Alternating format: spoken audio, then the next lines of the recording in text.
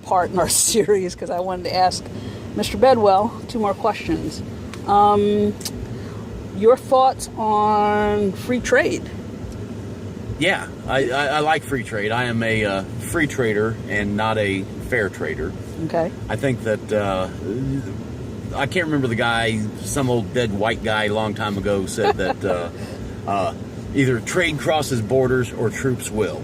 And it is free trade that keeps friendly nations friendly. Okay. And I would be promoting trade in every country around the globe. And I'm not a big tariff guy. I would oppose these outrageous tariffs of 30%, 25, 30%. We talked earlier in one of your other questions about what could I do to help poverty in Mississippi. Well, that is one of the things, is these tariffs, they make our products more expensive. So when mom comes home from work and she cashes her paycheck doesn't go as far because everything has 25% tariff on it. So it's just gonna make products for mom more expensive. So I'm a free trader, a free marketeer. Okay. As you know, there's been probably over the last year a few school shootings, some stand your ground issues. So the issue of gun control has come up a lot. Here in Mississippi, I think in the last 2 years, we've become a constitutional carry state. So your thoughts on that? I was a constitutional concealed carry guy before the state legislature passed that law. So what I'm trying to get at is the Second Amendment is really nothing more than the right of self-preservation. That's what it is. It's a basic human right. And everybody has this right of self-defense. And no legislature, no Congress, no governing body can separate your right to self-preservation from you. So, yes, Mississippi passed this constitutional carry law. I'm glad that they did. It made me legal. But just know that I was carrying anyway because I didn't care what the law said. Okay. So my rights to defend myself are not dependent on any legislature, not dependent on Congress. I have the right to keep and bear arms, not because Congress says I can or because they say I can't. I have the right to keep and bear arms because I'm a human being.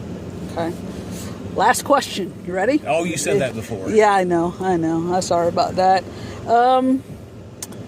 We talk about it round and round table all the time. Government reform. Oh. Here you go, buddy. There's so many. Well, why don't you give me 2 or 3 things that you would say right away need to happen in your mind? The whole system is convoluted. Judicial reform, including tort reform, we've got to have. We have to stop giving government agencies or government employees, and I don't care whether the police officer or someone that works at the Department of Health or a school teacher, we have to stop giving these people something called qualified immunity. Okay. Qualified immunity says it's illegal for that person to do it, but if this person over here does it, it's okay. Okay. You know, that person there is against the law. We throw him in jail for it. This guy here, it's legal for him to do. Okay. Magna Carta said we have one set of laws, not 2. We don't have a set of laws for the king's men and another set of laws for the peasants. Okay. Magna Carta said if it's illegal for the peasants to hunt deer in the forest, then it's also illegal for the king's men to hunt deer in the forest. Right. We have to stop giving qualified immunity to these government employees. That's one. And also tort reform, the manner in which lawsuits are adjudicated and limits and all that stuff.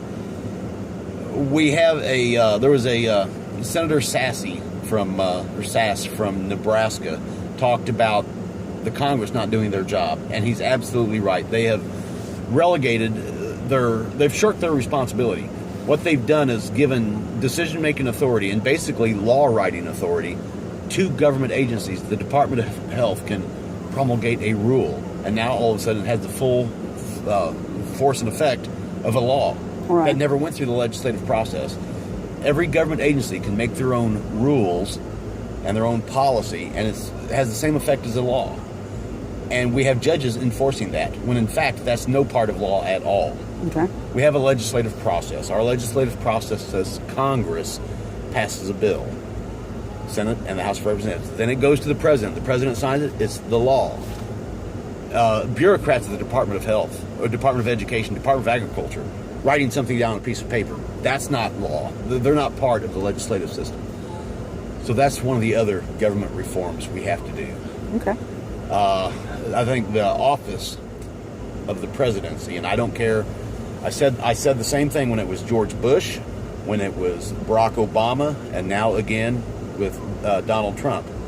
The office of the president has way too much power, and it was the legislature, it was Congress that gave him that power. Right. So I would try to get some of the power back into the hands of the Congress and start limiting the 10,000 bureaucrats that are writing rules for the rest of us, and try to get the legislative process back into the House of Representatives and the Senate. Okay, that was, this time for real, the last question. Okay, great. And thank you for your time, sir. Thank you, Regina.